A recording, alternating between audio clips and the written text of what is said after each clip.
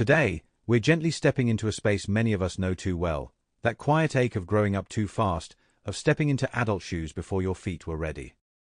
If you've ever looked back and wondered, where did my childhood go? Or felt like you traded playtime for pressure, this is for you. Let's start by naming it. Psychologists call this parentification or adultification, a shift where a child's world tilts toward adult-like duties, not just tasks, but the emotional gravity that comes with them. It's that subtle handover of worry, decisions, or steadiness when your mind was still wiring itself for wonder. Science paints a vivid picture here. Your brain's prefrontal cortex, the command center for planning, empathy, and keeping emotions in check, grows gradually, layer by layer, well into your 20s. But throw in early pressures, and it kicks into overdrive prematurely. Dr. Bessel van der Kolk, in his groundbreaking book The Body Keeps the Score, draws from trauma research to show how these early adaptations echo through life, sometimes leaving you wired for vigilance over vulnerability. And it's not rare, millions navigate this, turning necessity into a quiet superpower. But understanding it, that's the first step to feeling seen. One key thread is identity formation, rooted in Erikson's stages of psychosocial development. In a typical path, childhood and teen years are sandbox for self-discovery, testing boundaries, identities, like a river carving its path. But if you're thrust into adult roles early, it can lead to foreclosure, settling into a fixed sense of self without that full, meandering exploration. You might find yourself drawn to stability, but with a subtle undercurrent of what if I could have wandered more? Layer on attachment theory from Bowlby, how early bonds shape your blueprint for trust. If childhood meant being the anchor for others, your attachments might lean secure on the surface but guarded underneath. And don't overlook the emotional toll.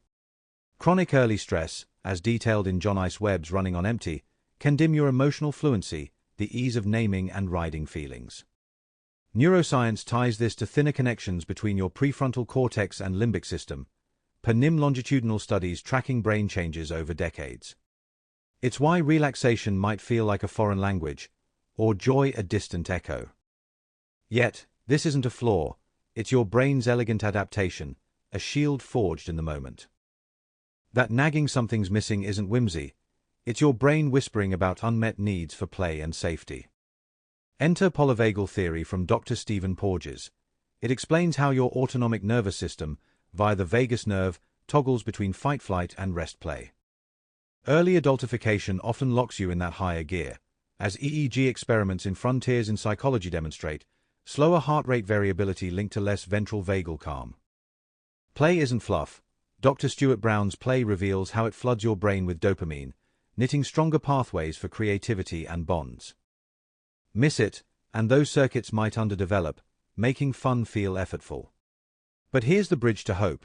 Your brain's default mode network, the daydreaming hub, stays flexible, per resting state fMRI research from Harvard, ready to rewire toward lightness with time and intention. Now, let's honor the flip side. This path forged resilience in you. Neuroscientists term it stress inoculation. Your brain, exposed to manageable doses of challenge, built tougher neural armor, as seen in cortisol response studies from the Journal of Child Psychology and Psychiatry. It's why you handle storms others shy from. If these layers stir something in you, know it's okay to seek a licensed therapist. They're guides for mapping your unique terrain with care and expertise. There's room for joy yet, trust that. And if you're drawn deeper, a therapist can light the way. In the comments, share one small thing that brings you a spark of play today.